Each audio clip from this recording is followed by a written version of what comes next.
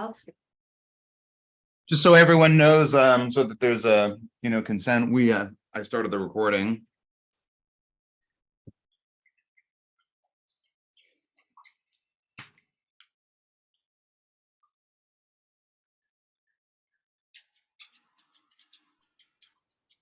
Okay, so shall we start the meeting?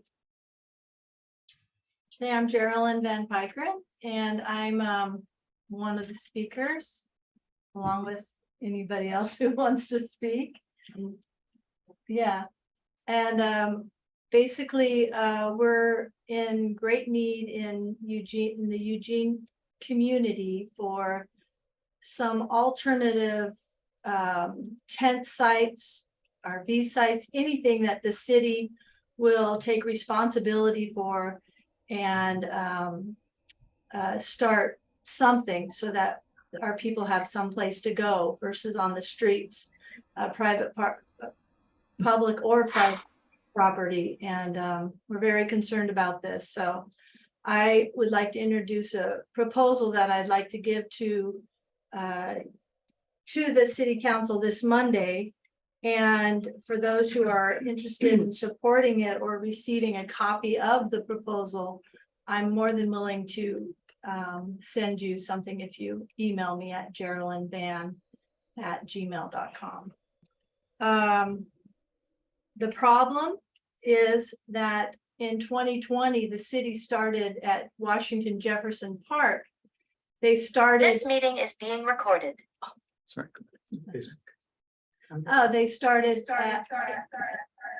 They started a tent site over there. However, it was unsuccessful because they did not have a fence, they did not have a gate, they did not have it well supervised. And now I'm asking the city to take responsibility again and do something that works. That's based on the community supported shelters model. Which is very simple and can even be more simplified and have just a fence, a gate, 10 to 12 tent sites, and some food bins by each tent site so the food can be sealed, along with some porta potties and some garbage bins. And the community can also perhaps build a community center where they can have some meetings and so forth. So that's my, in general, the proposal that I want to offer our community to get behind for the city council and for the mayor. I also want to say that it really bothers me that we build stadiums here and we support renovating the riverfront, Fifth Street Market, and yet we don't seem to have the city doesn't, to find the resources and a way to help people have better lives and healthy lives. And with that, I'd like to pass that on.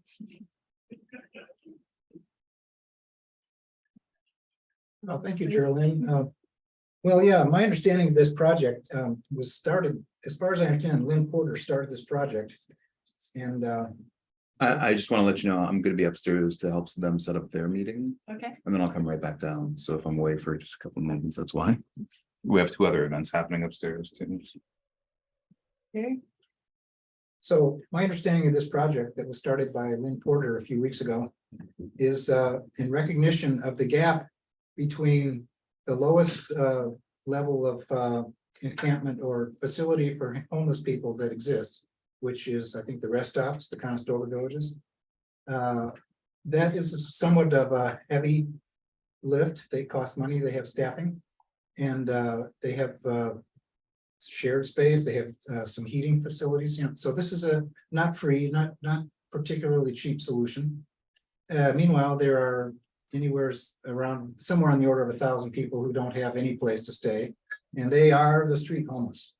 Okay, so the idea behind this idea that Lynn is bringing up is a very sensible idea, that there ought to be something besides just having them be rousted and continually moved from place to place, losing their belongings, and being sent a message by society every day that you are not welcome, you need to go away and disappear, and there's no place for you to go, but you need to go deal with it. And this is what causes alienation. This is what causes the crime. It drives people's stress levels right through the ceiling. And so if there was at least some sensible self-managed camp model that was cheap enough that it could be implemented. And so self-managed camps is the topic. Now, self-managed camps have been tried, and if there isn't any order, if there isn't any way of enforcing standards of behavior and discipline, then people from the street do tend to come in there and operate chop shops with stolen bicycles or buying and selling drugs and other forbidden and scorned activities, prostitution and all this kind of stuff, you know. But the trouble is there is violence. And so that ends up not being any better than just leaving people out on the, you know, in unsheltered, unmanaged spaces. So I'm really kind of editorializing myself, as you can tell. The unmanaged camps that I'm familiar with, I'm sorry, self-managed camps that I'm familiar with in Seattle were organized at such a scale that the population of each encampment was close to 50 people. And they are completely non-government supported. And they are forced to move every couple of months because they rely on temporary places in church lands in the Seattle area. And because they have enough people, anywhere from 30 to 50 people, you have enough of a critical mass to provide some continuity. And they do shifts to guard the gate. They have fences that they put up, and that keeps unwelcome people from coming and going. In fact, it's hard to get in there even as a neighbor. And they are very successful. These tent stations have been running for at least 20 years in the Seattle area. And then there's one remarkable exception, that was Nicholsville. Nicholsville was established as a self-managed encampment against the wishes of the city authorities. And they achieved a critical mass of people, but they became too big to easily move politically. And so, but the thing about Nicholsville is they had several strong charismatic leaders who were able to get people to cooperate and to sort of apply peer pressure on people who didn't behave well. And by gosh, they got it up and running, and it's been going for many years.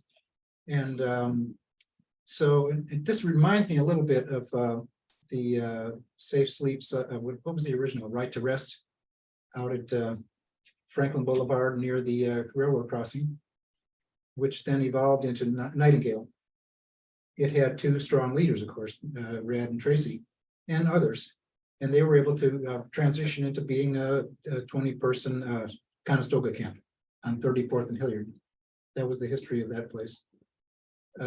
So one strategy to actually achieve encampments is to somehow identify and develop with training the leader who's going to help to be the, you know, the queen bee or whatever it is, you know, to because once you have a strong leader who's willing to live on the site and be engaged, then the site will probably be a success. But I was really curious what Heather's ideas were about how to get up and running with self-managed camps, you know.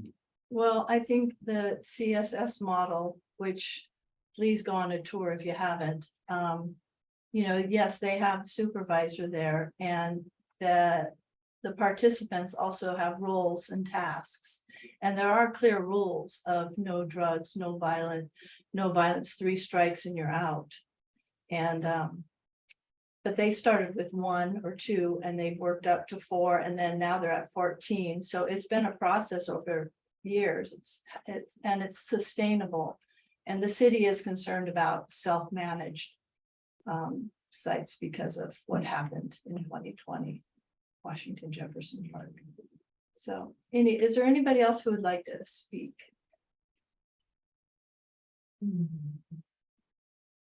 Well, I was one of the first 5 people sitting around a table dreaming up what became Opportunity Village, that eventually grew into Square One Villages. And I was around, but never directly involved when community supported shelters got going. And I have been keeping I currently work for another nonprofit that manages safe sleep sites, and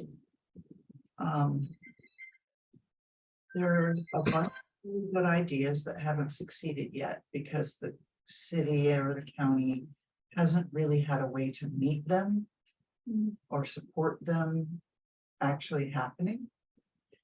And part of that is that they just really don't have the ability to hire and staff programs.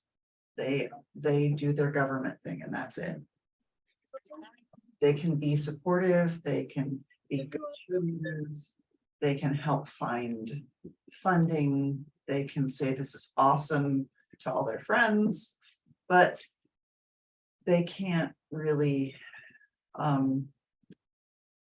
they have been able a couple of times to provide some funding for trash bags and a few other minor things, but there's a bunch of people that work for the city that work for parks, for example, that work for there's parks and open space, and then there's public works and all that, and those are the people that are tasked with cleanups and maintaining areas that people might survival camp on, and they can't, those folks are all unionized. And they can't really have their work taken away from them. So even if it's not the most functional system, it has its own way of perpetuating itself.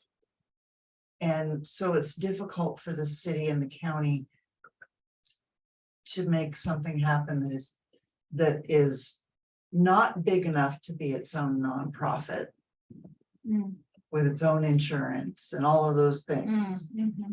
And yet more organized than a bunch of volunteers just doing stuff.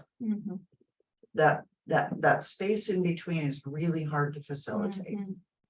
And so each group that I've seen that's come up, if they've kept going, they've become a nonprofit, or they've become a project under some existing nonprofit in order to get their thing going. And then to do something on a volunteer level until they have enough, how shall I say it, street credit to gain the trust of either the city or the county, sometimes both, to create a project of their own. Like show that they have backing, show that they have community support, show that they have some experienced people working for them, whether it's in a volunteer capacity or as a paid position. And once that happens, you can kind of do anything you can staff. Now you're gonna have to come up with a lot of the money yourself, at least for the first 2 years. There might be some help after that.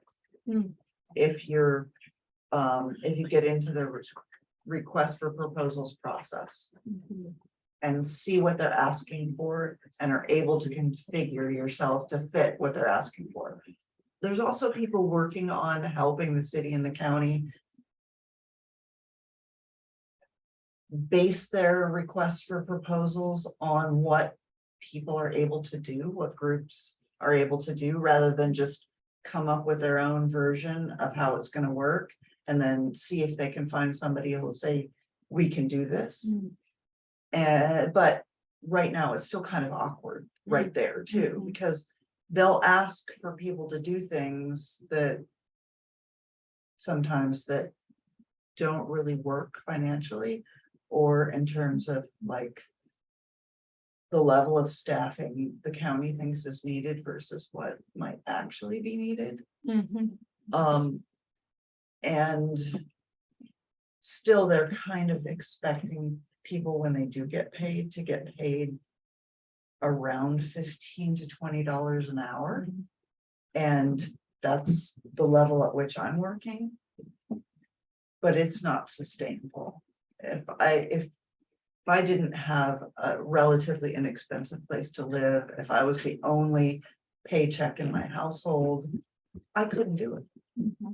And that's one of the things that is also limiting all the different organizations, is if we can't pay people enough to live on, there's a pretty small workforce that can and will work for less than a living wage because they've got a super cheap place to live, somebody else that's bringing in money in their household, stuff like that. If you don't have that level of, I hate to say it, economic privilege,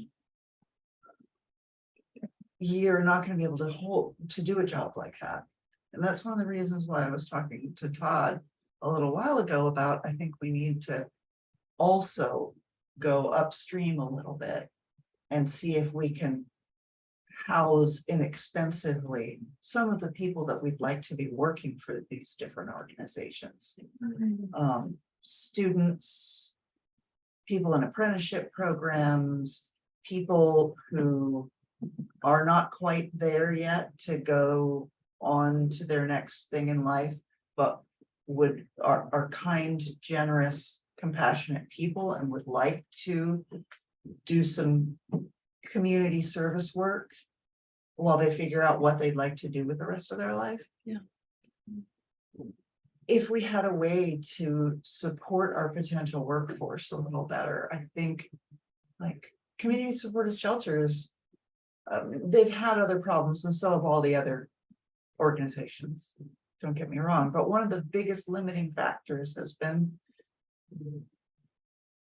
who can we pay to do this work?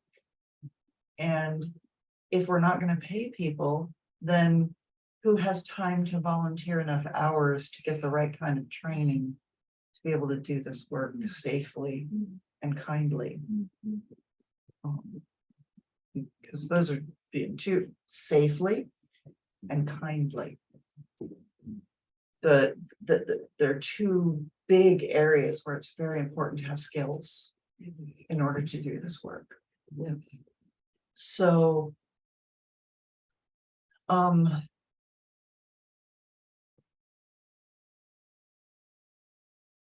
don't really know how to go forward with creating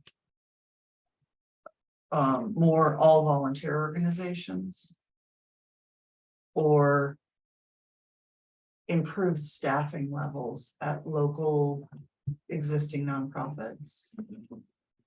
Or But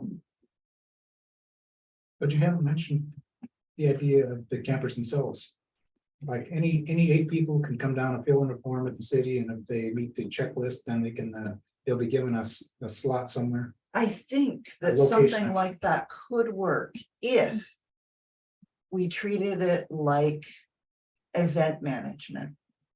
So you had people were self-managed as far as the internal camp dynamics and whatever social organization they wanted to do in their shared meals, whatever, that's self-organized. And then for safety's sake, we had people who might be hired from the pool of folks that work music festivals and outdoor events, and people who are there just mainly to make sure that everything's safe, to call 911 if it's necessary, to So you're talking about kind of people who do security guard jobs, rent a cop, and then. yeah, but a little bit more friendly than that usually. Okay. And there's places like crowd management services that often hire people who are unhoused to work for them. Right. And they seem to do a pretty good job of doing safety monitoring at shows at the Cuthbert and things like that. And if there were that kind of management, like in Seattle, the camps have security guards. Would the city be paying for that, or how would that work? In Seattle, they do, but Eugene is so small compared to Seattle and does not have the budget to pay for enough security guards to go all over the place. I mean, it'd be nice if we could even get security guards to patrol the neighborhoods around the county fair. But So you know, that hasn't happened. Nightingale doesn't have security guards, and neither did the tent cities and the self-managed tent cities that I'm familiar with in Seattle. In Seattle, they actually did, but they weren't part of the camp. They were there to be security in the neighborhoods. Oh, yeah, you're talking about the ones closer to downtown, the Nicholsville successor camps after they were Yes. split up. Yeah, Well, the and- city broke up their camp and their social model, so Right. they had to provide security. and Seattle is big enough to be self-insured. I found that out from an insurance professional that's a friend of a friend, And Eugene is not. and Eugene is not self-insured. I was wondering if So they- that's why the nonprofits are being required to provide insurance for whatever it is that they're doing. But why is the city not just becoming self-insured? Why are they not becoming? Because we don't have the population and the tax base to support that. In other words, you can get sued for $100 million, and Okay. that's a third of the city's budget for a year. Yeah, and Seattle's big enough. Yeah, we're not, Well, anyway, even if they didn't have anything more than a permit, a 30-day permit for a piece of land that was 50 feet square and a fence with a fence around it. Okay, supposing that the city just had an application process where any 8 or 10 people can come in there and they can sign up and have their backgrounds checked and whatever, and then they'll be given their the key to the gate and they can have the place, and then at least they could take turns watching each other's stuff. I mean, just that alone, and having a little It's some credit. garbage cans and porta potties. Right, And that's just little it. stuff like that, so why can't we have a lightweight thing? if they can have the freedom to say no to people. The camps that have been tried like that, the informal camps, the unsanctioned camps have had a problem because immediately everybody that got released from jail was on it. Mhm. And they were not safe places because of that. But nothing against people, Yeah, but sometimes people's behaviors do not match well with Well, being. then what if you had a? like a Let me just stovepipe? make sure that the people in the meeting can also know that they can raise their hand. You can also speak up. So I'm monitoring the chat. No one's raised their hand yet, but it does look like I did put in a chat message just saying, can everyone hear everybody in this room? And it seems like people can hear you all. So, Thank you. yeah, and if anyone in the meeting wants to say anything, just raise your hand. I know Julie's still on here and Carmen is still on here as well, so. And Lynn unfortunately sent me a pretty angry email and I feel really terrible about yeah. that, so I'm responding right now. I'm So- sorry that. No, it's my fault. And I will make sure this doesn't happen again, so. Well, I actually like some of the ideas that have been thrown out and the possibilities, and I just feel like my proposal is good, but it could be rewritten with some of these ideas. So then the idea of just having them, there has to be some formality so that there will be a possibility to vet the people who are being granted membership in these lightweight camps. So the idea is a lightweight camp program where the city has a desk where somebody will, receive the applications and do a little bit of background checks and stuff. And the stream of people who are candidates for these new lightweight camps. All they really have to do is to go through the vetting process. This could be done. St. Vincent de Paul does this kind of thing, don't they? They I have don't know, a but- process for selecting people. But who would create that process? Well, St. Vincent de Paul has a process for, because they have such a big range of people that they've fit into public housing. But then you'd have to go through St. Paul then, or a nonprofit, as she was saying. Yeah, and so that position would require, it's a lot cheaper to fund one admin position than to fund, 3 shifts a day of guards, at the formal camp, Well, yeah, I was wondering if anyone has done a study on how much it costs the city now for how they're dealing with it. Renting people off, cleaning up after them. How much is that costing? A lot of effort has gone into that, and the effort has never been entirely successful, but there was some good attempts made. And to figure it out. So maybe, it's not that much more to do it right. And have, It's probably half as much to do it right as it is to do the way we're doing it right. mhm. it's, Moreover, the indirect effects are really hard to measure, yeah, but we see both people who deteriorate after they get kicked out of their sleeping sites. And will watch their mental health deterioration over the next 2 or 3 days until they find another spot. Right. And they come back on meth, they come back on other uppers because they can't get a good night's sleep. Yep. And those people often end up in the hospital. I know we've called cahoots for several of them, so I think those indirect costs are harder to estimate. there's most definitely be something in place if they're gonna kick people out, give them a place to go. Mhm. I mean. Isn't it's that a just law in the state? criminal.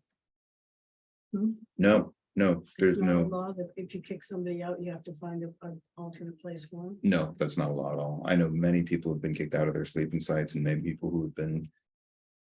And I'm talking about condoned and organized sleeping sites or unorganized sleeping sites, even people who like sleep in the neighborhood. When God comes and tells them to move along, they don't give them any alternative. They don't say, we'll take you somewhere. They don't say, hop in here and I'll drive you to the next sleeping site that you can go to. They just kick him and wake up and say, get the heck out of here. and they lose their stuff. It's just And they often, inhumane. Is the railroad the only place where they won't kick them out No, they get kicked out of the railroad all the time, along the Yeah. fences? along the fences, along the tracks, all the time. There's always sweeps. So there's no place for them to go. Oh, no, They don't- they're not. It's gonna time out.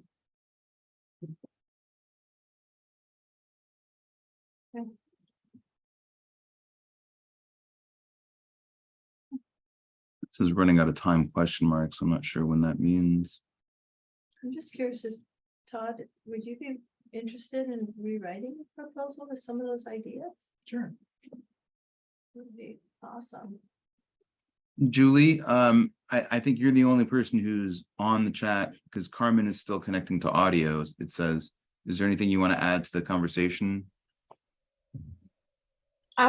No, I came in a bit late and I wasn't really clear on what the meeting was going to be about, but if it's about helping folks in the manner that you guys are talking about, I would like to be in on it. And if there's anything I can do, I'd like to be, I just want to be part of it. So I have to leave early. Actually, I have to go to work here really shortly, but I appreciate everyone coming together tonight. This is something that all of us have been dealing with for a long time, and I'm glad there's still enthusiasm to do something. So thank you. Just as a time check, we have about 8 minutes before the meeting times out. Yeah. So I think we can still Well, keep I meeting. think to move forward, some ways that you're asking how to help, I think it'd be nice if we got groups, small, large, whatever, but people going to the city council on Tuesday, the second and fourth Monday, actually, of every month. Across from the library, starts at 7 o'clock, I think, is that right? 7:30. 7:30, yeah, the second and fourth Monday of every month. And for us to, if Todd is willing to rewrite some of this and from our discussion, we can all keep talking about it and put pressure on the city to figure some of this out as well. Anybody else have ideas how we can move forward with some of these ideas and put pressure on the city? Or I feel like it's hopeless. It's almost hopeless when people talk about it and say all the things that you can't do. But if we can find something that we can do and make it work, it makes a huge difference in people's lives. It would make even if it made a difference in a few people's lives. It would be, I think it would be worth doing. Well, if anybody signs up on that email list that I have here, you know, we can at least say when we're gonna go with some of these proposals and keep pushing it. I also wanna write another one for just garbage cans, bins, that are close to the railroad, something simple, so that it keeps it in their mind that we need something. People.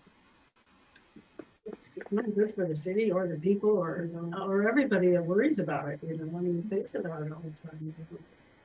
And to be fair, a lot of the garbage was because people won't pick up their garbage.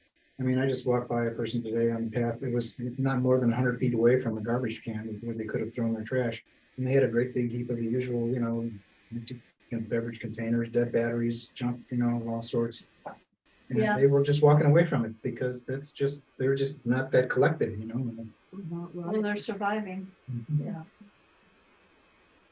We heard people talk at the meeting we went to observe that. What was the one that we went to? Community supported. Community shelter. supported shelter, yeah, and the people were saying she had at the very end, after she'd talked for about an hour about, you know, all the things they do, they give services to the people and it's one of the more organized places. And the people would stand up and they would say, you have no idea how much better you feel after a week of sleep without people hurting you or stealing your stuff, you know, and it's almost miraculous to hear them, you know. And so I just think we need to find a way that we can do that for more people. Or, And then, you know, the fairgrounds, this whole field out there, why can't we use that? But that's in South Eugene. It's not gonna It's happen. not too far away from. The point is though, is that there's lots of land not being used. that- there is a lot of man. Yeah, And like Eli was saying, if the people, after they've been through the meat grinder for any number of cycles, then they have deteriorated capability to take care of themselves. Absolutely. And so it's really a tragic okay. situation. It is, it's tragic. Well, I want to end it with some hope. And I want to say, you know, again, let's sign up, let's organize with a small group of us. And if you rewrite the proposal, let's go forth with that and I'll rewrite one too. And I maybe now's a good time to end. Is there anything else that wants to be said that's hopeful? Well, Supportive. if you haven't been here before to Illuvium, then you may not be aware, but we give out 4,000 pounds of food every single week, 4,000 pounds. We have a whole shed full of food. We've got 8 refrigerators that we fill up with food. We give away food from Slice, Voodoo Donuts. We feed 500 people a week that we know of. So there's many, many more people beyond that we serve. We have a whole family that comes here and just cooks almost every night just to give out food to all the free pantries, not just this one here, but all the free pantries in the city. So if you're ever here for any events, you can always bring us whatever you want from your closet or whatever you want from your pantry. Just anything that you don't feel like you're going to need. And we'll get it to people who really need it and who benefit a lot from it. So, and I think like the other thing is community leaders want to hear from you. So I think the next step that's very reasonable is for us to say, you know, this is a group that is formed around the proposal of creating safe camping sites. And here's what we want to do next. We now want to, you know, legislators, because it sounds like what Geraldine is taking on is saying, I'm going to figure out all the nuts and bolts of creating a safe sleeping site. And that's something that really the city leaders should be doing that. So even if we say, here's the sketch of an idea, I feel like that's a point at which we could take all of your group and then as a group, go to a city council meeting, or as a group, send a letter to a senator that we all sign Yeah, and say, we figured out that we want this. Now you have to help us make it a reality. Yeah. And I think that's a very reasonable thing to do. And I think city leaders would want to hear about this, because I do feel like a lot of we're lucky to be in a neighborhood that's very sympathetic to our mission and very supportive of our mission. But you know, when we talk to legislators or any legislative authority or political authority, the message that we get back is people don't want unhoused people in their neighborhoods.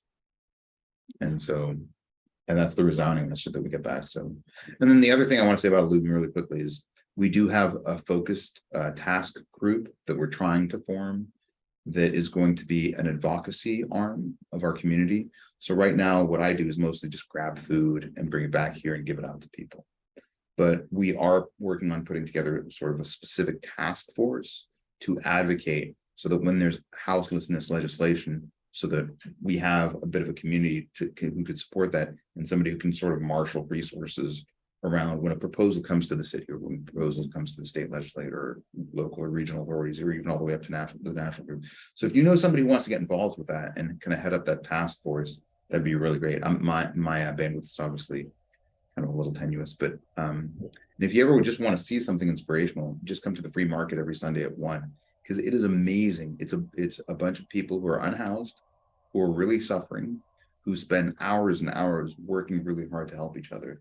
It's probably the most beautiful thing I've ever seen. Yay. Mm, Thanks for ending on that positive note. And thank you, everybody, for being here and following through with all. Thank you. It's great. I mean, I have a proposal. Yeah, it's great. Wonderful. Yeah, we can get something done. Something, yes. And in case you didn't know, Geraldine comes by Alluvium after that free market that we have every Sunday and cleans up the space so that there's no food left on Yeah. the grass or the Anything easement of the you can help, neighbors. right?